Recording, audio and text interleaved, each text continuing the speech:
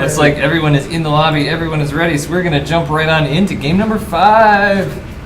5. Starting that game, hear that click down of the tickers. Mm-hmm. It's going to be, hang on, we just had a long conversation about this, so I need to not mess it up, otherwise I'm going to be really silly. Kyo. Kyo. Kyo. Kyo? Kyo. Oh, about the pronunciation? Yes. Okay. Long conversation. Because I've always called him Kyo. Yeah, he said that's wrong. Okay. So don't do that. I'm glad I know that, because I wouldn't like to call things the way they're not supposed to sound like certain other people in the StarCraft community. Anyways, in the upper right-hand corner, it's going to be for Team Complexity Academy in the blue Protoss trunks. It's Kyo. It's Kyo. Zealots. In the bottom left-hand corner, representing Team Gravity and playing exceptionally well in the last game against a very aggressive play, it is Korean Air. Now, apparently, I will let you know a little insider secret about what was going on in the lobby chat, is that we had to wait a few moments because Korean Air's mother was trying to get him to mow the lawn right now. And he luckily was able to convince her that he was not able to right now, as he was in a little bit of a predicament and was needed elsewhere. So thanks, Korean Air's mom, for letting him continue to play. Absolutely. We're so glad that you were able to delay mowing the grass for a few minutes, because there's things that need to be done. But mowing the grass needs to be done too. That's an important chore. You have all day. Not if it rains. What if it rains? That's a good thing there's completely valid point. Delegation. At any rate, Gateway is going down at the top of the ramp for Kyo. And you know what the good part is? What's that? That people will know exactly where you are, because our overlay's fixed. That's right. Yeah, we did things. Mm-hmm. That we did. Yep, and we've got a gateway going down one base. This is something we've seen a little more regularly out of the Protoss peoples. Wanting to get a little bit more aggression on, get that gateway and warp gate tech going, and sometimes even the Stargate tech, is to do the gateway cyber core and then expand. A little bit of new hot meta, I would say. Well, double gas, but only 2 in each gas, so that's going to be a little bit less of the gas gathering than we've seen in the past. Absolutely. That's looks like more like a warp gate mothership core type of thing, but there is a spawning pool that just popped. And that one actually went down faster than the hatchery, so that's the first time that we've seen spawning pool first today, I think. Yeah, definitely not a bad plan from Mr. Korean Air, as the oh no, Delegation just picked up his Gatorade bottle to find that it had leaked all over his I don't know how that happened. Anyway, moving on. As I was saying, not a bad plan, as the Kyo has chosen to go with the one base plate to begin, but there is a probe down here looking like he's getting ready to expand. As his minerals reach 400, that will be gone down, but Korean Air does see it, so he knows exactly what's going on. And that's, just good Overlord placement in general, just keeping it active, making sure he knows what his opponent's doing, and so he will be prepared. Still lots of activity in the chat about the grass being mowed. Yeah. Sorry, Korean Air, I did not mean to make you the StarCraft 2 martyr of the day. Yep, now we're going to go late, and we'll probably have to miss the last game of the finals because we had to wait for him to convince his mom that StarCraft was more important than grass mowing. Just kidding. So it looks like Kyo, now that I'm trying to ingrain that in my brain, is going to be holding his mothership core out here, and a Zealot wants to be sure that those Zerglings get in to check him out. He does know that the expansion is going down, but lots of drones from Korean Air. Oh, but the Koreans, wow. The Zerglings of Korean Air being cut down by that Zealot, that was almost really bad. 2 more gateways going down at the front, and we do see that warp gate is about half done. Wow, that's a complete wall off here, and what we've seen when we've seen complete wall offs is he does have that Zealot in the middle there. Okay, not a complete wall off then. So the circles well overlap here, but according to David Kim, that's not a complete wall off. Mothership Corps is heading out to do a little bit of scouting, maybe a little bit of harassment. They are going to see these lings coming over. He's going to see those lings, and with a little bit of micro, will do some damage. Some damage was done, but some the lings damage will not be able to get in anywhere yet, as that lone guard zealot is there blocking the hole. But he is going to see that there's a third base going down. And Korean Air is doing a little bit of shield damage to this gateway that's out front. Yeah, now that speed is done, he's trying to bait that zealot out, but now the sentry comes down. And yeah, that's not going to get anything done if Phoenix, that's hallucinated, does go out.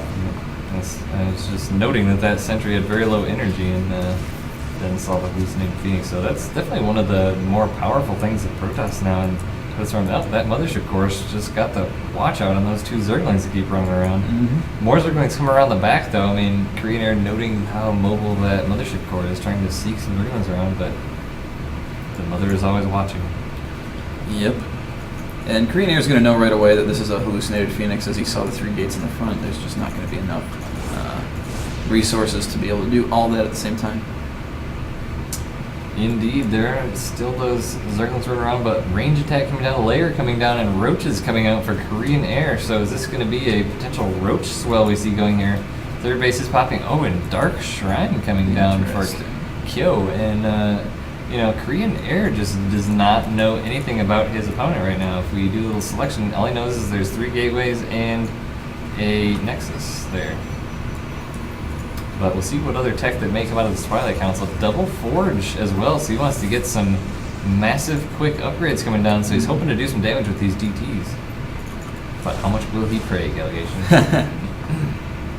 If he moved in that Overlord north, he'd probably be able to spot that, but he's choosing not to do that. Oh, wow, but in the stead of May having the Dark Shrine and a lot of tech going down, he is low on units, so these 5, 6 roaches here are going to be able to do a ton of damage just without having units. Photon Overcharge goes down as a force field locks them out of it, and this Mothership core is still doing pokey damage to... Oh, but look at the DTs! They are there. Did he see them, though? He sees the ripples walking by, but does he notice them? I don't see any Spore Crawlers going down. I don't see any Overseers. Is about to finish. So I don't think that he noticed those Ripley's, but he That was a lot of Ripley's, too. He's praying really hard with 4 DTs. So the question is, will he split these up, or it looks like he might just go to take out the third base. And that's where they are headed. And there is not anything here to be able to deal with that, so... This is definitely going to go down. He does have a lair, so 2 Overseers now in production, but this will be long dead by the time those Overseers even see this world. That's right. Now the Mothership core coming in as well. Not really doing any damage. Oh, now it's going to... Looks like maybe Korean Air was trying to surround and hold those DTs in there until the Overseers came out, but they get a little bit of a juke there as the DTs will just head on back. So, I mean, negating those bases was a pretty big deal, and now he's going to be able to start ramping up with these 2 forges, Robo, and a lot of gateways. He did say, Korean Air does send his Overlord up north and sees some of the tech, but it is too late as that Dark Shrine had already used its effectiveness. Yeah, I mean, these upgrades are going to be super effective. I mean, looking at Korean Air, he does have +1 attack for range as well as group spines. Is that what it is? Mm-hmm. The Hydralisk upgrade. So if you can get 1-1 down here and Chrono Boost out 2-2 before making a push, I mean, that would be a big deal. Group speed coming down and Pneumatized Carapace. It's actually Hydralisk speed. Pneumatized Carapace was coming down. Yes, it just finished up so that those Overlords are going to be a little bit speedier. Those Overseers are going to be speedier, be able to keep up with the army. Yeah, that's a maybe intended, unintended effect of that buff is it does make it a little bit stronger versus Dark Templar as well. Yeah, I think it was originally intended just to be useful. Well, its main utility was to be useful against Marine Mine, and we've seen that be true as the Overseer. I mean, it's just easier to micro your army when your Overseer can keep up with it, frankly. Yeah, we got a couple pylons going down here as Kyo's whole army. Push. Yeah. And there's a lot of changelings coming in here. Korean Air is completely out of position too, but he does see that that's coming up, and he's abandoning that base. This looks like it might be a base raid if Korean Air keeps going the way he's going. Is he going to pull back, or is he just going to go for it? Looks like he's going to go for it. Oh, but those drones are walking right back in. He's going to lose all of them. So Korean Air just going for the front. Sentries come in to block that hole as the Zealots start to take damage, but the gateway going down. Kyo does recall back to his natural. But he has already lost a lot of infrastructure. Great force fields and a time warp. That's going to force Korean Air back a bit. But Mothership Core does fall now.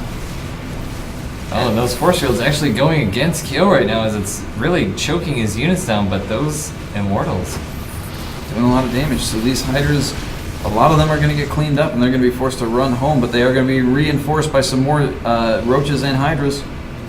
Yeah, 11 Hydras and 3 Roaches, so, you know, it's kind of the same push we saw last game. You know, 3 Immortals, all 8 Sentries. This army looks almost identical, except it's a little bit later, a little more macro focused, so, but, you know, those Hydras are going to do a lot of damage against these Sentries and Immortals with their long range.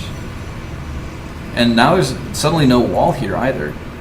And lost a lot of production losing those 3 gateways. Yep.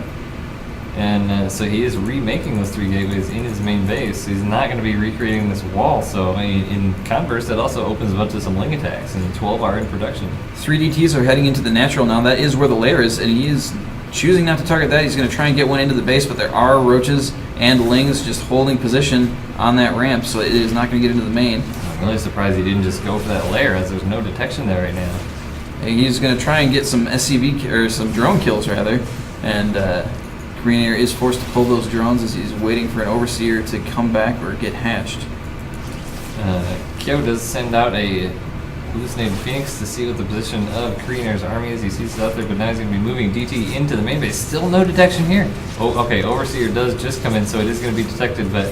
Oh, but he doesn't kill it, and the Overseer engagement going on at the natural, too. Kyo is really pushing out here, just destroying the army of Korean Air. I think Korean Air was focusing on the DTs just like we were, and half his army didn't even engage. No, and that's great control by Kyo, really taking advantage of the fact that those DTs are really annoying, but now Korean Air choosing to move in with the remainder of his army, but it's half his army versus the full army of Kyo now.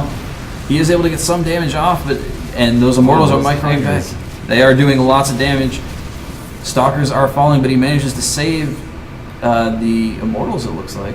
Yeah, it's really surprising too, because those Hydras were doing so much damage, took quite a bit of damage on the Stalkers and Sentries, but Korean Air just moving back now. Looks like Kyo is going to want to take his 3rd base here, but he is having the challenge of the Overlord dropping the creep there. So he just warps some pylons in and is going to send his army to clean that up at some point. That's so annoying when you want to take a base and there's an Overlord pooping on your base.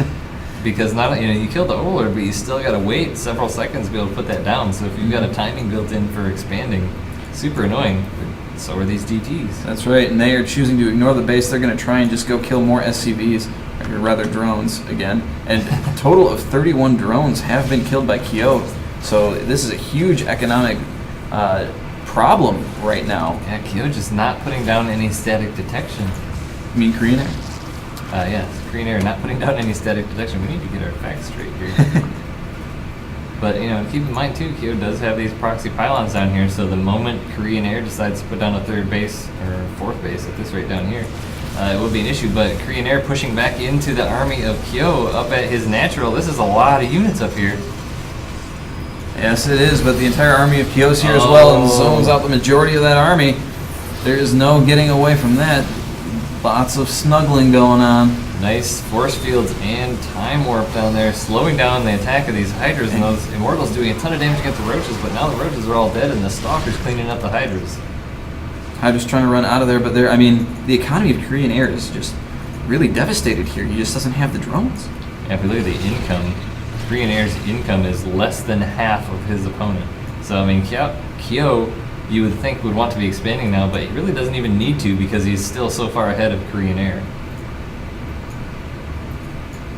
3 Zealots are moving into the position of the 3rd, trying to see if there's anything blocking that. There is not, but the army of Korean Air is trying to move forward and engage with the army of Kyo. Again, great force fields once again.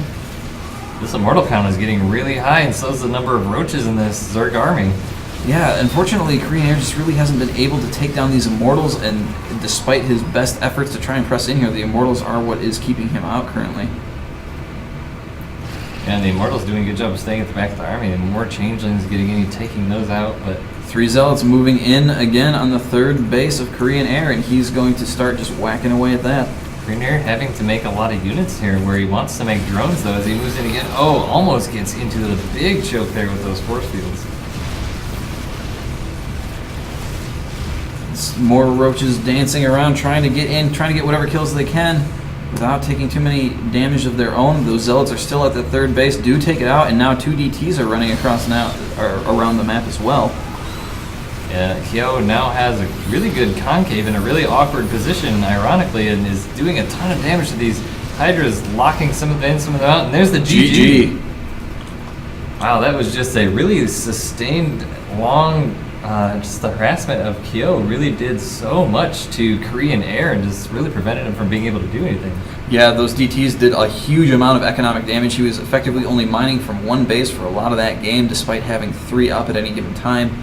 And Zealot run-bys, DT run-bys, without static detection, without static defense, in general, he just wasn't able to stave it off. And without the economy, obviously he's not able to get up his army to do well in those engagements. He was putting a lot of aggression on the front, but he just was sacrificing his home defense, and coL really took advantage of that.